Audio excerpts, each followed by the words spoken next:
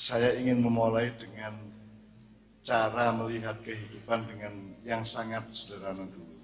Awakmu kabeh iki nek mahasiswa kan berarti dilungkas dadi wohe Indonesia toh. Woh dadi PPN saya kan itu woh Pak. Betul. Ibarat jambu iku engko woh Pak ngono. Woh iku awakmu. Jadi nek kate ngomong sederhana ngene, ojo sampai dadi woh sing lali godhonge. Lali kembange. Terus ojo sampai dadi godhong kembang sing lali rantinge karo dahane. Ojo sampai dadi dahan dan ranting sing lali wite, ojo sampai dadi wit sing lali oyote, ojo sampai dadi oyot sing lali lemahe, ojo sampai dadi lemah sing gak eling bumine, ojo sampai dadi bumi sing gak eling tata suryane, galaksine, aras al-azim alam semesta ini, dan ojo sampai dadi alam semesta sing lali karo sing gawe, yang maha kuasa, yang maha menciptakan, sang yang tunggal, sang yang widi, dan sang yang wenang.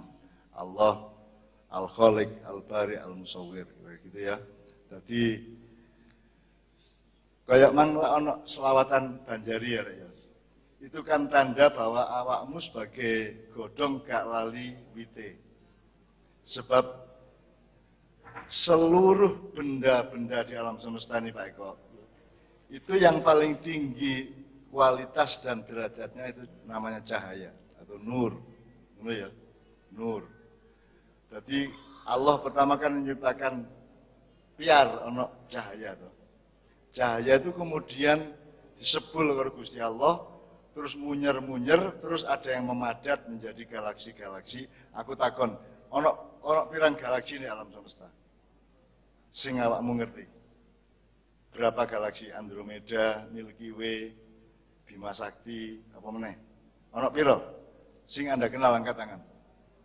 Yang Anda kenal dari ilmu modern dan pengetahuan mutakhir. Ono piro galaksi di alam ngalam dunia iki? Piro rek? Pinten? Mas? Milky Way, Andromeda, Bima Sakti. Ono piro kabeh? Masa kan sing jawab? Ya Pak kan sing jawab. Piro. Ono pirang galaksi. Bumi kan hanya bagian dari tata surya. Tata surya menjadi bagian yang sangat kecil di pojokan dari galaksi Bima Sakti. Bima Sakti adalah bagian kecil dari alam semesta yang luas dan dia punya tetangga galaksi yang sangat banyak. Berapa galaksinya? Ono sing rek angkat tangan. Menurut NASA berapa? Menurut pengetahuan astronomi modern berapa? Rek, kan sing jawab ya Pak? Kan sing jawab itu. Sejauh ini yang dikenal itu hanya 4 galaksi. Kontak kandani, wong Jawa Mbah Mamu biyen sudah menemukan 37 galaksi. 37 galaksi. Nek awakmu kepingin roh, engko tak dudui dalane, engko tak tekakno wonge, cek iso sinau bareng-bareng. Ngono ya, tapi pengetahuan mengenai benda langit dan benda alam semesta aja kita itu dekaden atau ketinggalan zaman. Wong modern, NASA Amerika itu ngertine mek 4 ta 5 ya. Sementara mbah-mbah kita sudah menyebut dengan namanya secara tartil atau detail 37 galaksi. Dan mbah-mbah kita dulu sudah melakukan perjalanan lintas angkasa, lintas galaksi, lintas tata surya dan seterusnya. Jadi nanti banyak peninggalan-peninggalan di Kediri, di daerah Kedu dan seterusnya, yang misalnya di daerah Pinrang di Sulawesi itu ada runway pesawat yang panjang dan lebarnya itu 10 kali lipat lebih dari pesawat sekarang. Jadi kuwe mbah-mbah zaman biyen. Jadi Anda jangan minder, janjane kene iki turane wong pinter cuman kene goblok lah gitu. Kene iki turane wong sing waskita tapi kene iki bebal. Nah, apa sebabnya dari waskita kok dadi bebal? Dari lantip kok sekarang dadi gak lantip. Lantip itu fatonah, nah cara Kanjeng Nabi fatonah. Jadi satu ketajaman melihat kehidupan, kejelian atau ketepatan akurasi melihat kehidupan yang dihasilkan oleh perjalanan 3 progresi dari sidik, amanah, tablik terus kait oleh fatona. Jadi awakmu kudu temenan uripe. Nek rabi-rabi temenan nyambut gawe temenan, nek ngurusi banyu temenan ya. Temenan kon. Temenan itu nanti banyak anunya. Petanya banyak. Tapi pokoknya kudu temenan, sidik namanya nek Kanjeng Nabi. Terus nek kon sidik, engko gampang oleh bojo, nek dagang kon laris mergo kon amanah. Dipercaya wong, trust ya. Trust and trusted gitu ya nek cara bisnis ya. Nek kon wis sidik dan amanah, maka kita akan punya hak dan akan menjadi positif kalau kita melakukan tabligh. Tabligh itu pemasaran. Tabligh itu apa? Penyebaran, intisar penyebaran segala sesuatu. Ya. Nah, kalau Anda sudah lulus tiga level tadi itu, 3 transformasi dari sidik, amanah sehingga tabligh, maka Anda akan mendapat perkenan dari Allah yang namanya fatona. Fatona itu kecerdasan melihat sesuatu yang orang lain belum tentu melihat. Kita bisa menemukan sesuatu yang orang lain belum tentu menemukan, itu namanya fatona. Tapi romu fatona anake wae jibur nih. Kulon kali kok gitu ya. Jadi sekarang kita ayo sinau temenan, mergo iki nasib kita ini ditentukan oleh 2 tahun sekarang ini. Masa depan anakmu, adikmu, dulur-dulurmu, keluargamu kabeh ditentukan oleh 2 tahun terakhir ini. Kalau saya bersyukur ada Pak Eko yang berpikirnya sudah punya visi jauh ke depan dan sudah berpikirnya sangat mendasar. Maka nanti nama beliau kita pakai untuk salah satu kunci atau pintu masuk ilmu yang akan kita eksplorasi bersama-sama malam hari ini.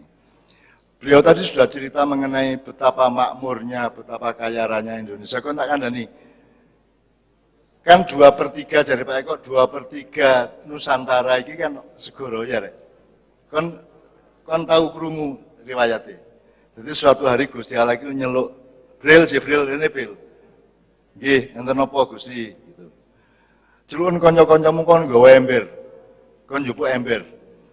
Terus malaikat-malaikat teko nggawa timba. Nek cara kene timba dudu ember ya, timba ya. Sing digawe ngesokno ngene iki lho, ya.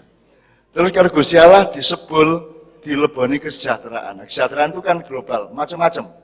Ono tambang, ono emas, ono gen-gen, ono apa benih-benih, ono macam-macam, pokoknya dicampur dari siji ndek ember-ember. Terus malaikat dikongkon brili arek-arek jaen nang bumi sokno iku. Kesejahteraan teko aku iki teko Rahman Rahimku sokno nang bumi. Terus malaikat turun ke sini disokno. Nah, sing kesokan iku Indonesia. Nek kon gak percaya kok takono dhewe. Ya. Jadi malaikat rame-rame ngesoki. Jadi kan akhirnya lemahnya deklong. Deklong apa, Pak? Apa rek bahasa Indonesia ini deklong? Terus apa jenenge? Deklong itu apa? Dekok. Jadi jari rata terus jadi ana sing ndek ana sing dhukur ya. Nah, sing ndek iki sing dadi deklong iki 2/3 dari seluruh tanah Nusantara. Mergo kesokan banyu kesejahteraan dari Allah yang dituangkan oleh para malaikat. Terus engko saking akeh kesejahteraan di Indonesia, terus ana sing nyiprat nang Malaysia, nyiprat nang Vietnam, nyiprat nang Eropa, mili nang Rusia dan seterusnya. Tapi pusat iradah Allah untuk mensejahterakan umat manusia itu adalah Indonesia. Jadi hari ini tolong Anda terima kalimat saya, Indonesia adalah atau Nusantara adalah pusat kemakmuran dunia. Bahwa ternyata saiki gak saking gobloknya oleh mengurus kan gitu kan. Nusantara adalah pusat kemakmuran dunia. Liya-liya niku mek cipratan karo miline banyu kesejahteraan itu. Nah, maka dulu mbah-mbah kita itu kemudian dulu ada negeri Atlantis yang luar biasa makmurnya di Nusantara. Jadi kata Indonesia itu kan yang bikin seorang sosiolog dari Swedia. Jadi Indonesia itu ya rada gelakno ati. Wis duwe negara dhewe kudune karek kok jeneng-jeneng dhewe lha apa jenenge kok nyilih teko wong Swedia. Wong kon duwe jeneng Nusantara mbok wis biyen gawe Negara Nusantara Republik, Negara Kesatuan Republik Nusantara lah enak sih. Lah pokok Indonesia itu kan seorang sosiolog dari Swedia namanya siapa Pak? Aku gak tapi eling tapi ono nek kok kon ndoleki di Google ono. Kata Indonesia itu berasal dari seorang dosen atau seorang sosiolog ahli ilmu sosial dari Swedia. Lah yo mongkon iku negara-negaramu dhewe lemah lamamu dhewe kok jenengi gak nganggo jenengmu dhewe. Kok kon nyirit ke Eropa lah ngono. Itu aja kita sudah gelo gitu loh. Saya tidak mengatakan bahwa saya akan sama Pak Eko akan mengubah Indonesia menjadi Nusantara yoga. Terus bapak-bapak umek jeneng aja. Pak Gento, Pak Gadul, Pak Babaya. Sing penting arek apik tagak lak ngono, bener tagak lak ngono. Wis kadung jenenge Indonesia wis bapak wis. Terus setelah Atlantis, setelah Nabi Nuh, kemudian Nabi Ibrahim menyebar anak cucunya sampai ke Israel, sampai ke Arab, sampai ke Afrika, sampai kemana-mana. Kemudian di Indonesia, mbah-mbah kita, orang-orang yang waskita yang mendapat fatonah dari Allah itu mendirikan Candi Borobudur. Sekarang Borobudur itu urusan pariwisata atau padahal dia urusan ketuhanan. Borobudur itu urusan alam semesta dan Allah. Jadi nek Borobudur itu rek tak kandhani biyen iku ndukure ana jenenge Catra. Catra CHATTRA. Itu cakra ya, Catra. T ya. Taek. Tra ya, duduk kaek tapi taek ya. Catra. Catra itu semacam cungkup di puncaknya Candi Borobudur yang merupakan antena, Pak. Antena untuk menyerap gelombang kesejahteraan dari langit. Itu dan dulu disiplinnya Borobudur itu untuk tawaf tapi arah jarum jam. Jadi jenenge itu putaran paradaksina. Jadi kalau putarannya itu sesuai dengan jarum jam, nengen ini kira, itu berarti energi yang diserap itu dari atas ke bawah. Engkau nek Ka'bah lak ngene ya, tawaf ya. Itu berarti kamu mengembalikan energi dan kesejahteraan di bumi ini kepada Allah. Jadi nek kon lunga kaji itu kesadarannya adalah ilaihi rajiun. Semua akan kembali kepada Allah. Ojo lunga kaji mergo cek gak ditangkep KPK, ojo lunga kaji mergo kepingin munggah jabatan, ojo lunga kaji karena ingin lebih kaya dan seterusnya. Naik gaji itu kesadarannya adalah untuk mengembalikan dengan rasa syukur seluruh limpahan dari Allah ini kepada Allah kembali. Ilaihi rajiun. Jadi Borobudur itu innalillahi, kemudian Mekah itu, Ka'bah itu wa inna ilaihi rajiun. Ngono ceritanya. Mbah-mbah kita sudah tahu sejak abad 56 dulu, Pak. Gitu loh. Sudah tahu. Kemudian saiki awakmu dadal ndelok Google Map ya. Ukuran bujur lintangnya, koordinat titik tengahnya itu nek Borobudur itu misalnya ndek Borobudur tak anggap teko kon ya.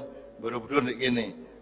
Nek Taj Mahal di India ku rene rek. Sret munggah rene. Rada dukur sekitar 40 derajat lebih. Terus dari apa? Taj Mahal nang Ka'bah iku gak mudhun nemen. Ya mek ngene kita, mek titik tak mudune, jadi paling 5 sampai 6 derajat gitu. Saya memaknainya gini, untuk mencapai kesejahteraan dunia itu harus pakai perjuangan teknologi, ilmu pengetahuan, seterusnya luar biasa sehingga harus curam ke atas. Tapi kok untuk kembali kepada Allah, untuk ilaihi rajiun, untuk radiyatan mardiyah di hadapan Allah itu kamu tidak harus hancur dulu.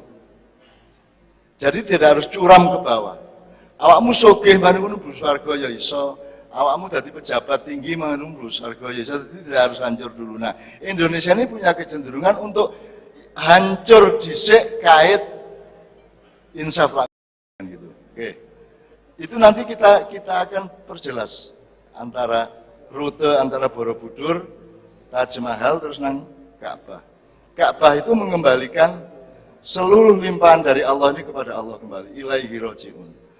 Sebenarnya dari dulu itu tidak perlu sekarang, Pak. Dari dulu Indonesia sudah merupakan kemakmuran, pusat kemakmuran dunia. Jadi seharusnya setiap raja, setiap presiden itu punya pandangan yang mendasar mengenai itu. Nah nanti kita akan sampai ke nama beliau.